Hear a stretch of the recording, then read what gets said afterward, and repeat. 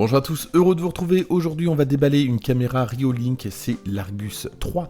Alors je vous ai déballé il y a quelques temps l'Argus PT, on a fait également la Go PT qui était motorisée plus 4G. Celle-ci est toute simple, mais franchement elle remplit plutôt bien sa mission. Allez, petit déballage rapide, on commence tout de suite avec les notices. Alors globalement, l'installation à chaque fois je vous le dis, mais Reolink c'est vraiment très simple et c'est ça qui est pas mal. Ici on a une petite sangle qui va permettre de faire tenir la caméra par exemple à un arbre. On a donc le cordon d'alimentation micro USB vers USB-A. Ici l'Argus 3, donc vous voyez c'est une caméra plutôt compacte. Alors malheureusement elle n'est pas livrée avec sa carte micro SD contrairement à la Go PT. Et puis dans le reste de la boîte on va retrouver deux supports, alors c'est toujours les deux mêmes supports en fait, un support qui va être fixe, on va pouvoir le bouger mais en tout cas la caméra sera fixe, et puis un autre avec une sorte de boule aimantée qui va permettre de retirer très facilement la caméra, c'est celui-ci que je préfère, ça tient vraiment bien. Alors évidemment, suivant la position où vous allez mettre votre caméra, vous allez opter pour l'un ou l'autre support. C'est sûr que si c'est à hauteur de personne, ça sera un peu facile de l'arracher, donc je vous déconseille la boule aimantée. On passe maintenant à l'installation, et comme pour les caméras précédentes, il n'y a pas vraiment de problème, ça se passe sans douleur, contrairement à certains constructeurs chinois d'entrée de gamme, alors à 30-40 €, c'est vrai que là on n'est plus du tout dans la même gamme de prix, puisqu'on est un peu plus de 100 €. Il nous reste qu'à allumer donc juste ici la caméra, et une fois qu'on a téléchargé l'application Reolink sur l'iPhone, on ajoute la caméra, donc c'est le plus en haut à droite, et on va scanner le code QR qui se trouve à l'arrière, voilà juste ici, à l'arrière de la caméra. Ensuite, on n'a plus qu'à suivre les étapes, on va passer à la configuration Wi-Fi, on va lui dire que le Wi-Fi n'est pas configuré. Alors pour rappel, comme pour la plupart des produits connectés, le réseau Wi-Fi utilisé c'est du 2,4 GHz, le 5 GHz ne fonctionne pas. Une fois que c'est fait, on va pouvoir jumeler donc les deux appareils, l'application va générer un code QR, on va montrer ce code QR directement à la caméra, et les deux appareils vont être jumelés. Voilà, c'est fait, on n'a plus qu'à donner un nom à la caméra, et puis surtout lui donner un mot de passe, puisqu'on va pouvoir l'utiliser avec un client Mac, ça je vous en ai parlé lors des autres vidéos. Voilà donc à quoi ressemble la qualité d'image, moi je la trouve plutôt propre et je la trouve assez précise au niveau des couleurs. Côté réactivité, regardez, voilà, c'est plutôt pas mal, c'est quasiment instantané, il y a moins d'une seconde, donc ça c'est plutôt une bonne chose. Et puis comme pour les autres caméras que j'ai pu tester de la marque, on a la possibilité de lancer une alarme qui est plus puissante celle-ci. Alors ça s'entend pas forcément sur la vidéo, mais en tout cas la puissance de l'alarme est supérieure à ce que j'ai pu tester avec les autres caméras. On n'a pas quand même quelque chose d'assourdissant, mais on a quand même quelque chose de plutôt correct qui peut en tout cas interpeller quelques voisins qui se trouvent à côté. Et sans refaire toute la vidéo sur l'Argus PT, sachez qu'avec cette alarme on peut la personnaliser, c'est-à-dire qu'on va pouvoir enregistrer un message audio qu'on va lancer automatiquement lorsqu'il va y avoir soit un mouvement ou soit manuellement comme ceci.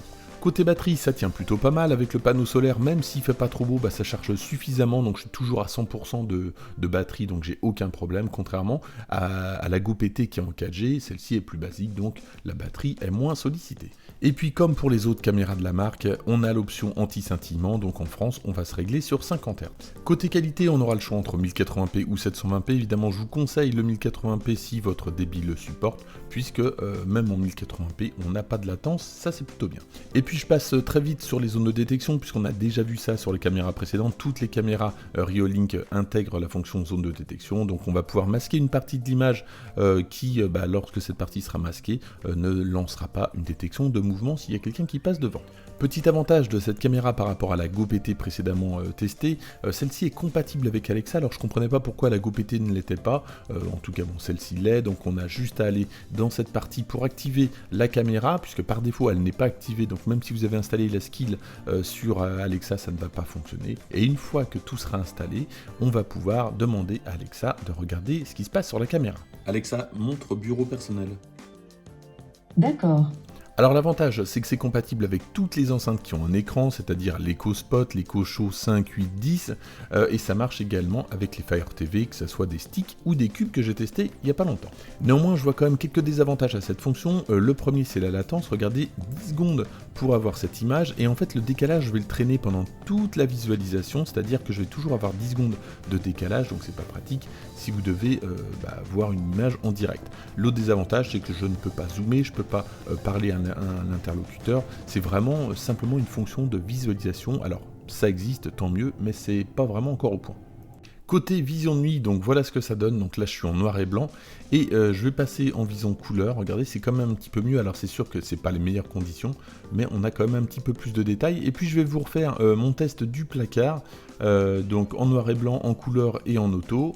Donc ici, je suis en auto, donc on voit, donc là je suis dans la nuit la plus totale, hein. Et si je bascule, voilà, juste, bon, en noir et blanc, forcément, ça ne change pas. Et si je bascule en couleur, voilà, je vois plus rien. Donc il faut quand même qu'il y ait quand même un petit peu de luminosité pour que ça fonctionne. Et puis pour terminer, alors très rapidement, puisqu'on en a parlé lors de la vidéo précédente, on va pouvoir, grâce au client Riolink qui est gratuit sur Mac, visualiser le flux des caméras directement depuis son Mac, donc ça c'est plutôt pratique. Donc ici, il n'y a pas de PTZ, donc on va pas pouvoir la bouger, mais en tout cas on pourra entendre, parler directement avec l'interlocuteur.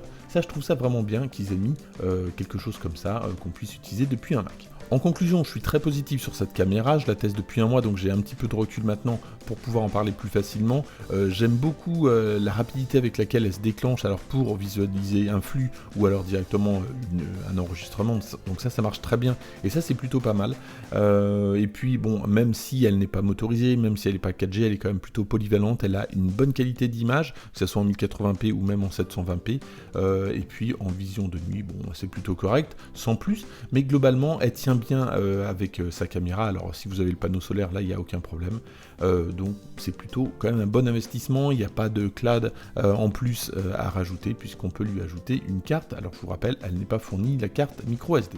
Si ça vous intéresse, je vous mets tous les liens dans la description, et puis si vous avez aimé la vidéo, n'hésitez pas à la liker, à la partager, à vous abonner si ce n'est pas déjà fait. Moi je vous dis à très bientôt.